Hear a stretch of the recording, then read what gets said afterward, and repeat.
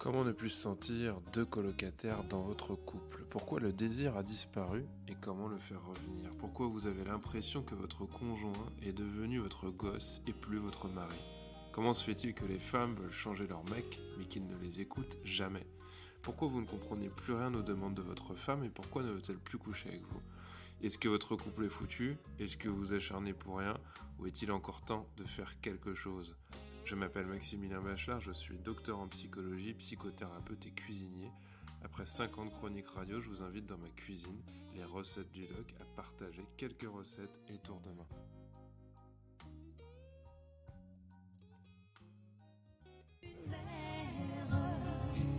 Ça fait ce que ça peut, ça ne peut pas tout faire, mais ça fait de son mieux.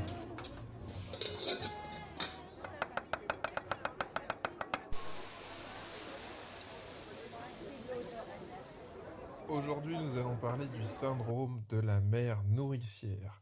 C'est une émission d'intérêt public. Elle s'adresse à ces fameuses femmes formidables, ces femmes qui présentent une panoplie d'attitudes particulières que je regroupe donc sous ce terme de syndrome de la mère nourricière. C'est un petit clin d'œil que j'ai fait, sachant que évidemment on peut avoir ce syndrome-là dans la famille, puisqu'on entend bien le terme de mère nourricière, mais que c'est aussi toute une philosophie, toute une façon d'être qu'on peut retrouver également, par exemple, dans la vie professionnelle.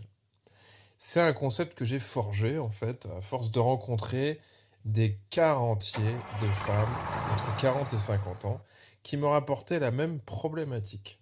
Alors une problématique, ça n'est pas un problème, hein, c'est une somme d'enjeux, en fait, qu'on a du mal à dépasser et qu'on retrouve régulièrement face à nous. Il y a un taux de guérison, entre guillemets, de ce syndrome qui est important, mais pour cela, il va falloir que madame, elle fasse quelques efforts dans ses conduites, dans sa façon de faire. Il va falloir qu'elle soit plus lucide aussi sur ce qu'il se passe autour d'elle. Et on sait en consultation qu'il faut pouvoir respecter ce temps. On n'est pas toujours prêt à regarder les choses en face. Il nous faut du temps pour accepter certaines réalités. Moi, mon petit avis derrière ça, c'est que la plupart du temps, on sait très bien ce qui va pas, mais qu'il nous faut du temps pour accepter cette mise au point, pour regarder les choses en face. Et qu'est-ce qu'il faut d'autre? Il faut aussi être plus lucide, à voir ce que madame entretient. Il faut aussi qu'elle ait un mari qui l'aime un minimum, en tout cas plus que les services qu'elle peut lui rendre. Il y a donc à sentir une balance pour le mari, hein, entre est-ce que j'aime plus ma femme pour ce qu'elle est ou pour ce qu'elle me rapporte, ce qu'elle m'apporte comme confort de vie. Avoir ce syndrome ne tombe pas du ciel. C'est une inclinaison maternelle qu'on fait prendre aux femmes. On ne peut pas dire que c'est dans leur gène non plus, ou uniquement dans leur culture, mais je trouve que c'est un indicateur très important en 2023 pour comprendre un petit peu quel type de femme on a face à nous par rapport à la réalisation qu'elle a d'elle-même dans cette balance entre je construis une famille ou je me réalise. Avec évidemment la question derrière, est-ce qu'il faut sacrifier un pan de sa vie pour réussir l'autre? J'ai des contre-exemples qui me montrent qu'on n'est pas obligé. Alors, maintenant je vais vous donner quelques éléments pour approfondir un petit peu cette question et on va commencer par le profil de la dame. Il y a plusieurs points qu'on va aborder, il y en a notamment 4. Premier point, elle fait pour les autres. L'image qui me vient souvent, c'est qu'elle prépare une tarte pour ses amis ou sa famille. Ils sont 9 à table. Elle sert tout le monde après avoir découpé 8 parts. Elle se rend compte qu'en servant tout le monde, il ne reste plus rien. Et elle se dit que c'est pas grave et qu'elle va finir un truc au fond du frigo, des cornichons, des radis ou attraper un morceau de pain. Évidemment, autour de la table, on insiste pour lui proposer un morceau, mais elle refuse. Avec son merveilleux sourire, et elle est tellement contente de voir les gens manger à leur faim et lui dire que c'est délicieux. C'est limite si ce serait pas ça la nourriture à elle, de voir les autres heureux. C'est ce qui pourrait presque plus la nourrir que ce qu'il y a dans son réfrigérateur. Elle finit donc les radis, ou les cornichons au bout de pain, en regardant les gens manger, pendant que tout le monde boit le café, elle est déjà en train de finir la vaisselle. C'est une situation qui est parfois gênante, hein. On est bien content qu'elle la fasse d'une certaine manière, mais on culpabilise un peu tout de même. Mais comme assez souvent dans ces situations-là, on a beau lui proposer de l'aide, elle a tendance à ne pas écouter, à foncer jusqu'au bout. Deuxième point, elle tente de faire toujours mieux, car ça n'est jamais assez. Elle a un petit soldat à l'intérieur de sa tête qui la pousse à toujours faire plus et à se dire qu'elle ne devrait pas se reposer vu tout ce qui reste toujours à faire. Et oui, elle n'est pas là pour se reposer. Elle est là pour se motiver à faire avancer les choses. Si elle avait un coach qui la faisait courir dans une salle de sport comme celui qu'elle a dans sa tête, elle ferait du 34-36. Troisième point, et non des moindres, elle est très très sensible à la culpabilisation. Et je dirais même qu'elle n'a pas besoin des autres pour se dire qu'elle est nulle, qu'elle n'est pas assez performante, qu'elle pourrait mieux faire. Elle est en fait performante à se dire qu'elle ne l'est pas suffisamment. La culpabilité, c'est une des pierres angulaires de son fonctionnement. Quatrième point, elle contrôle. Elle contrôle tout ce qu'elle peut. Elle contrôle, elle vérifie, elle est un petit peu comme à la douane, elle vérifie du coin de l'œil et de temps en temps, bien, elle fait des vérifications, elle fait ouvrir les sacs, elle regarde si tout va bien, elle vérifie les sacs des enfants pour aller à l'école, elle vérifie aussi tout ce que fait son mari, tout ce que fait tout son entourage. Parfois, elle lâche le contrôle, parce qu'elle se dit qu'après tout, elle en a marre, qu'elle est fatiguée ou qu'elle veut bien faire confiance. Mais en face, souvent, on ne fait pas les choses. Ou on les fait mal. Ou on fait croire qu'on ne sait pas faire. Alors dans cette situation-là, quand on fait croire qu'on ne sait pas faire, c'est qu'on prend un peu l'autre pour un con. Ou alors, encore mieux, on bâcle les choses. Qui est une forme de chantage indirect. Histoire de dire, la prochaine fois fais-le, j'ai tout saboté et je préfère passer pour un idiot que de faire les choses moi-même. Donc la dame, elle n'est pas qu'une obsédée du contrôle finalement, elle laisse peu de chance à l'autre de faire aussi bien qu'elle voudrait, c'est sûr. Il y a donc du boulot à fournir là-dessus. Mais, à force d'avoir fait, elle a rendu l'autre incompétent et son environnement ne l'aide plus.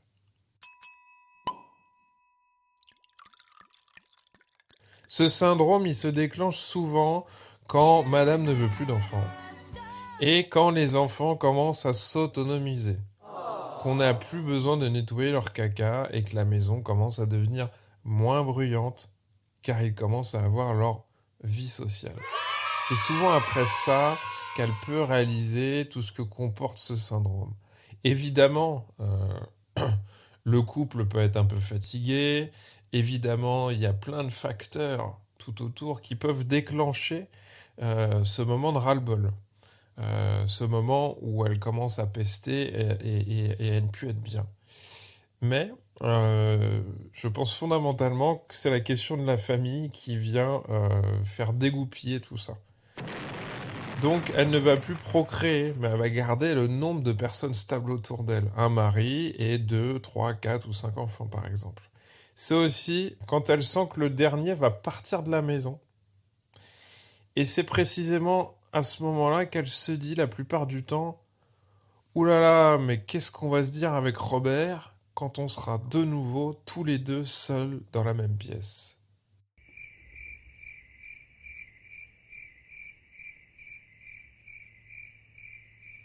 Gros silence à ce moment-là, angoisse, il y a une fuite évidente. La question reste ouverte de savoir si c'est l'histoire d'une femme qui rend son mari inintéressant ou insupportable, ou si ça provient du mari. Je dirais en fait, avec un peu de cynisme, que c'est une fort belle rencontre qui a bien fonctionné. Alors qu'est-ce qu'on peut dire d'autre ? Madame, avec le temps, s'est oubliée. Et elle ne s'est peut-être jamais souciée d'elle, hein, parce que, évidemment, il y a certains spécimens dont on se rend compte qu'à 40 ou 50 ans, elles ne se sont jamais occupées d'elle, elles ne comprennent pas ça, c'est un concept pour elles. Et pour d'autres, eh bien, elles se sont occupées d'elle il y a très longtemps, et je vous le donne en mille, pas la peine de laisser le suspense, vous savez depuis quand elles ont arrêté de s'occuper d'elles, eh bien elles vous diront quasiment toutes que c'est depuis la naissance du premier enfant. Alors, elle ne s'occupe plus de ses cheveux, elle ne s'occupe plus de ses ongles, de son alimentation, elle ne voit plus ses copines, elle ne rigole plus, elle ne s'occupe plus de ses orgasmes, elle ne s'occupe plus d'avoir du temps, d'être créative, d'être décalée, elle ne s'occupe plus de sa carrière et elle ne s'occupe plus de dire merde aux gens quand ils abusent avec elle. Alors, elle s'occupe de quoi à la place, vous allez me dire? Mais vous le savez, elle s'occupe des rendez-vous médicaux. Bon, pour elle, pas spécialement, mais pour son mari, et puis pour les enfants, et puis pour sa mère aussi, et puis pour son père aussi. Mais oui, parce qu'elle a souvent des frères et sœurs qui s'occupent pas de ses parents, et donc il faut bien qu'elle s'occupe de sa mère. Elle s'occupe alors du ménage, évidemment. Elle s'occupe du repassage. Elle s'occupe des courses. Et oui, elle s'occupe de dire à chérie d'installer la tringle à rideau. Elle s'occupe de nettoyer la boue dans le couloir, de laver le linge de la famille, de le sécher, de l'étendre, de le ranger, de le plier, de le repasser. Elle s'occupe d'organiser Noël en fonction des plannings de toute la famille et de leurs impossibilités à pouvoir cohabiter un soir à table. Elle s'occupe d'organiser les anniversaires des enfants. Bref, le podcast doit s'arrêter à un moment donné. Vous avez bien compris qu'elle s'occupe de toutes ces choses-là. En même temps, à côté de ça, elle fantasme de croiser un homme qui la comprendra, sans qu'elle ait besoin de parler, et qui s'occupera d'elle. Maintenant, de deux choses l'une. Un homme, ça lui plaira pas longtemps d'être celui qui apporte. Il voudra une femme et pas une fille. Le fantasme de l'homme, qui comprend tous les désirs sans parler, ça mène souvent à des impasses à un moment donné. Deuxième point, si vous ne voulez pas transformer votre prince en Saint Bernard Flemmard, vous allez devoir exister.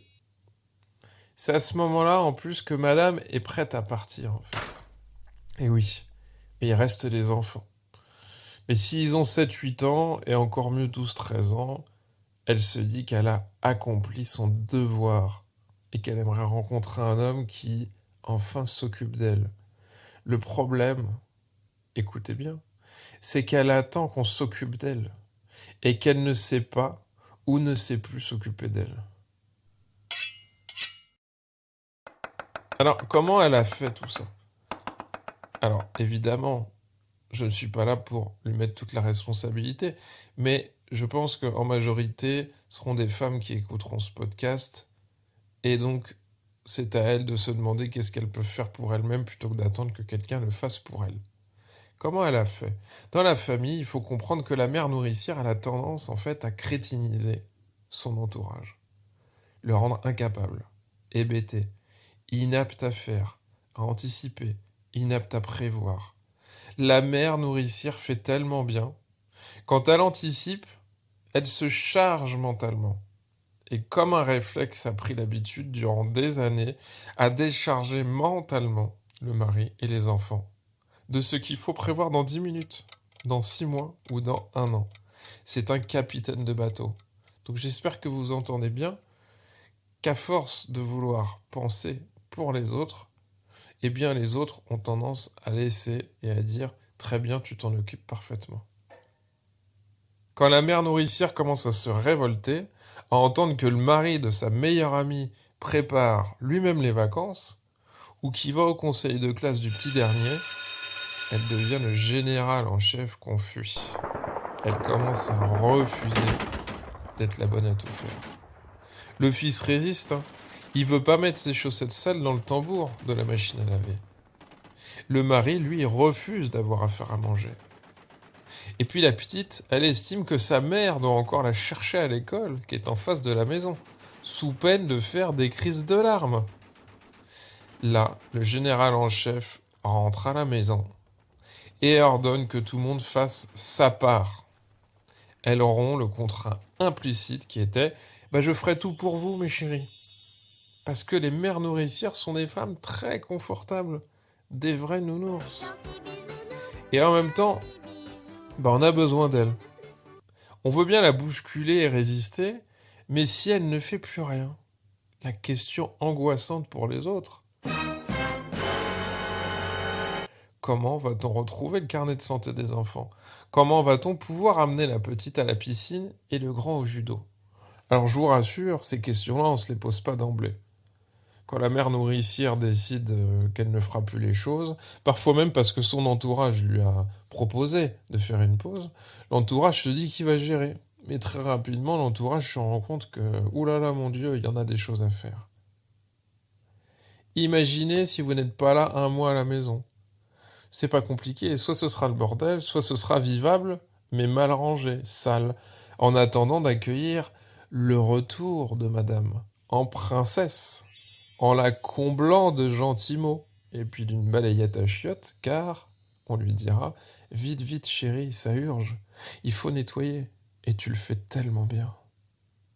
La question reste donc bien comment vous avez écervelé vos hommes. Le père, en plus, transmet parfois ce virus aux enfants, qui ne foutent plus rien. C'est maman qui fait. C'est la phrase qui ressort perpétuellement. Puisque le deuxième adulte, à savoir monsieur, valide la règle qui est de ne pas aider quand maman nettoie à quatre pattes par terre, eh bien les enfants font de même. La discipline, entendez bien, ne se transmet jamais aux enfants si les deux parents n'ont pas de discipline. Vous noterez que madame ne se sent pas la femme de son mari, mais elle se sent la mère de ses enfants.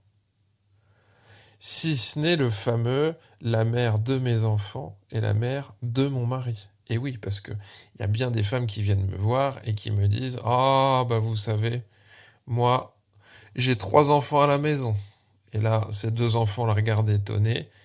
Son mari n'est pas content et elle dit « Voilà, je vous présente mes 2 enfants et mon mari, mes 3 enfants à la maison. » Quand elles ont dit cela, on a compris l'ampleur des dégâts. La mère a mal au dos, elle ne se maquille plus, elle grossit, elle ne voit plus ses copines, elle ne met plus de crème, de vernis, elle va plus chez le coiffeur, elle ne rigole plus, elle ne projette plus rien, elle ne se sent plus femme, elle n'a plus envie de faire l'amour. Et là, je vous renvoie à mon émission, la première qui est sortie, Pourquoi ma femme ne veut plus faire l'amour. Et là, évidemment, on comprend un peu mieux pourquoi on en arrive à ces questions. Elle est coincée, en fait, madame, et elle s'est coincée elle-même. Un des soucis, c'est l'inclinaison donc naturelle de la fonction maternelle à potentiellement créer du handicap, car par la culpabilité, madame fait tout pour l'autre, pour lui montrer au départ, tout en disant à l'autre de le faire, ce qui est complètement paradoxal. Tiens, regarde chérie, je vais te montrer comment il faut que tu fasses, mais pendant que je vais te montrer, je vais aussi le faire, et ne le fais pas. Et comme voilà, madame fait ça très bien, eh bien l'entourage acquiesce, remercie, fait un gros bisou, comme si finalement il n'était que spectateur et convoqué sur la scène pour voir sa mère réussir ou sa femme réussir. C'est le fameux exemple de la machine à laver qu'on montre à plusieurs reprises au fils, comme si finalement il était idiot et qu'il fallait lui réexpliquer. Et lui, il accepte de passer pour un idiot pendant qu'on lui refait sa machine. Il a tout à gagner. C'est l'histoire des affaires par terre dans l'entrée, c'est l'histoire des slips dans les chambres au sol. Voilà. Et puis c'est aussi, et c'est important, l'idée que madame, elle va proposer aux hommes de la maison, par exemple, une soirée pizza. Et puis, tout le monde est content. Au moment où on distribue les pizzas, chacun va prendre sa boîte à pizza et va courir dans sa chambre. Tout le monde est partant. Tout le monde laissera un petit peu de croûte ou de fromage dans sa chambre, sur l'oreiller. Tout le monde se couchera dans son coin. Et là, on comprend qu'en fait, c'est pas tant le fait d'aller nettoyer les chambres qui pose problème. C'est que madame, elle voulait plutôt partager un moment en famille. Troisième point, pourquoi on en est arrivé là? On peut imaginer que cette maladie, entre guillemets, se transmet de mère en fille. Forcément, quand maman a toujours tout donné comme sa propre maman, on n'a pas un modèle d'égoïsme, mais on a un modèle de sacrifice. Évidemment, ce sacrifice, on l'appellera altruisme, parce que maman, elle est tellement heureuse quand tout le monde est content. On peut imaginer aussi que la grand-mère, elle n'a pas été là pour la mère. Donc cette mère, elle veut peut-être être là, à l'inverse, pour ses enfants. Se dire qu'elle ne va pas forcément reproduire le modèle de sa propre maman et qu'elle veut être présente à chaque instant. Pourquoi je vous raconte ça? Parce qu'il y a une multitude de pourquoi. Le pourquoi, ça aide parfois à s'autoriser à aller vers le comment.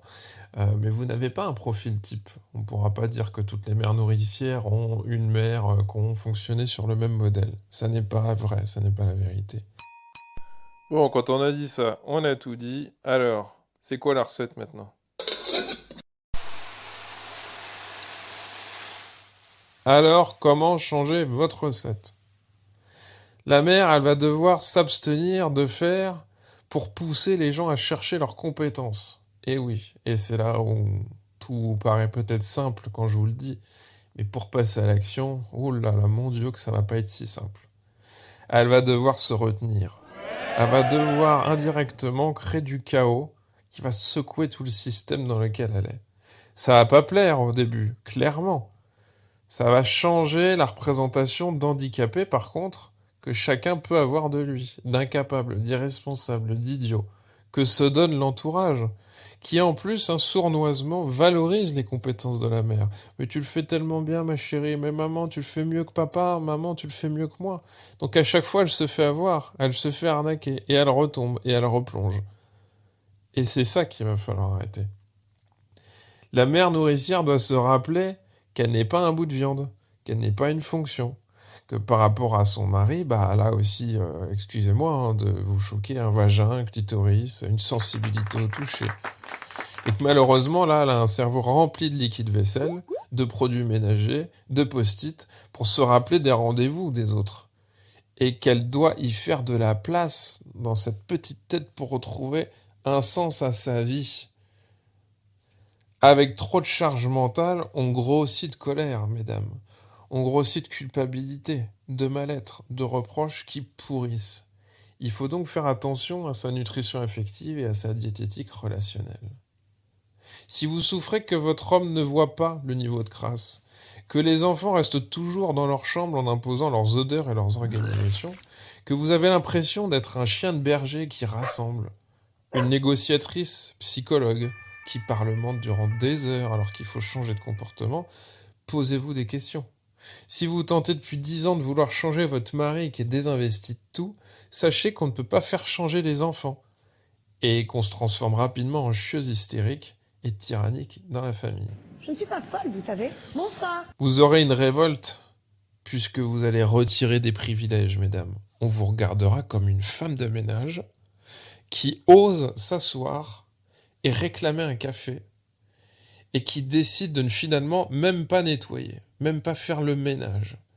Évidemment, l'entourage va être outré, parce qu'une femme de ménage est censée faire le ménage, elle n'est pas censée prendre la place du client. On sera outré, puis on sera obligé d'accepter qu'il faille faire quelque chose. Ou au pire, on déléguera, parce que c'est souvent ce que font les maris à ce moment-là. Ils redeviennent temporairement des pères idéaux en invectivant leurs enfants et en disant « Allez, maintenant on va aider maman ». Ça leur permet de rester assis. Et oui. Le mieux, c'est donc de se retenir de dérouler la scène habituelle, mesdames. Alors le mari, par exemple, il va mettre les pieds dans de l'urine de chat. Bah oui, il aime beaucoup se balader pieds nus sur le carrelage, chérie. Il hurle. Vous courez avec la serpillière pendant que vos enfants ne bougent évidemment pas du canapé, et votre mari vous dira à ce moment-là que la maison est une véritable porcherie. Vous appréciez beaucoup cette remarque subtile, évidemment, vous qui êtes en charge de l'intégralité de la propreté de la maison. Eh bien, il faudra vous retenir. Il faudra vous retenir, il faudra rester assis sur le canapé, et puis dire peut-être mais à qui était le tour du nettoyage de la litière ? Et de ne surtout pas déplacer votre corps. Faire la morale tout en nettoyant, ça annule finalement le message que l'on veut communiquer. La mère nourricière, elle croit qu'elle protège en évitant de faire. Elle confond ses enfants avec des poupées. Elle confond son mari avec la poupée de Ken. L'environnement est devenu crétin, car il cherche même pas où sont les pansements, où sont les piles. L'environnement demande pour reproduire. L'homme est plus facilement dans l'instant. La femme, elle rassemble plus souvent. Elle aime anticiper pour le foyer. C'est finalement très à l'ancienne pour les féministes qu'elles peuvent se revendiquer, évidemment. Parfois, ces femmes, elles me disent que leur mari travaille. Mais la femme aussi, la plupart du temps. Et souvent, elles me disent, mais c'est vrai que moi aussi, je travaille. Mais mon réflexe, c'est de me dire que je suis au service de mon mari. Parfois même, le mari ne travaille pas, hein. C'est la vie, c'est comme ça. Mais madame doit aller chercher le pain après le travail, sous peine de se faire engueuler par chéri, qui n'est pas sorti de la maison depuis 3 semaines. Voilà. Et puis il y a des hommes aussi qui n'ont pas cuisiné depuis 10 ans. La mère, un jour, est hospitalisée, sa femme, là, est hospitalisée pendant 2 semaines. Et puis c'est la panique. Puis tout est sale au retour. Les courses sont pas faites. Il y a juste des pizzas qui traînent. Et parfois le pire, c'est que le mari, il a cuisiné. C'est peut-être même comme ça qu'il a pu draguer sa femme il y a 25 ans. Il sait faire. Il sait faire, mais il a éteint ses compétences. Toute la question derrière, mesdames, c'est la question de la femme utile. On est une fonction dans ces cas-là. Est-ce qu'on peut être aimé en dehors des services que l'on rend aux autres, en dehors des fonctions que l'on prend pour les gens, en dehors de notre utilité? Vous aimez pour ce que vous êtes. J'ai même envie de dire en ayant les mains dans le dos, en ne servant à rien, entre guillemets. Madame, si vous voulez un homme, comportez-vous en femme et pas en petite fille ou en maman. Et messieurs, qui peut-être m'avaient écouté, peut-être sous la contrainte et la menace de votre femme, tout ce que j'ai à vous dire, c'est qu'il faut pouvoir s'occuper un minimum de tout ça. Puisque on peut mettre un mouchoir sur ses difficultés, mais il n'y a rien de pire qu'une femme qui grossit de colère pendant des années, qui évidemment prend sur elle et râle, mais un jour pourra aussi foutre le camp et claquer la porte. Donc je crois qu'il y a quelque chose à rééquilibrer, tout doucement, et on peut tous y trouver son compte. Je vous souhaite à tous de bien entendre ce que je vous ai proposé, de sortir d'une culpabilité et de répartir les rôles dans une famille. Mesdames, vous avez à comprendre que oui, vous pouvez être utile, que oui, comme vous me le dites souvent, vous avez plaisir à faire plaisir aux autres, évidemment. Mais il ne faudra pas vous étonner si vous êtes fatigué, si vous vous sentez plus être une femme, si vous vous sentez proche du burn-out professionnel, si vous avez l'impression de passer à côté de votre vie ou de ne pas être entendu ou de ne pas être épaulé par votre entourage. Et je vais vous dire une dernière chose qui est très importante. Quand on a été dans cette forme de sacrifice, on peut se demander si finalement on fait pas un peu comme maman. Et puis parfois on fait pas forcément comme maman, mais on peut se demander, est-ce que j'ai envie que mes filles fassent comme ça? Est-ce que je suis finalement l'exemple épanouissant que j'aurais aimé être pour mes enfants? Vous pouvez probablement proposer mieux, faire mieux, vous épanouir sans que les autres n'en pâtissent. Ne vous inquiétez pas, l'entourage n'est pas en sucre. Je suis persuadé que votre fils arrivera à faire une machine à laver sans souffrir, que votre mari arrivera à passer un coup de balai sans souffrir non plus, que votre fille pourra mettre la table, etc., etc., sans que ce soit une explosion. Mais vous l'aurez compris, ce qui compte, ça n'est pas tant de leur faire la morale et de leur expliquer, c'est d'arrêter de participer à une grande scène de théâtre tout en s'en plaignant. L'addition, s'il vous plaît. La recette du jour est désormais terminée. N'hésitez pas à liker, partager, diffuser par email, SMS, WhatsApp, réseaux sociaux, si la dégustation vous a plu. Et si vous désirez renouveler l'expérience culinaire, abonnez-vous à l'émission. Si vous voulez participer en cuisine, rien de plus simple, soit par email sur lesrecettesdudoc@gmail.com ou en laissant un message diffusable au public pour poser vos questions ou pour partager une expérience personnelle au 09 51 53 33 07.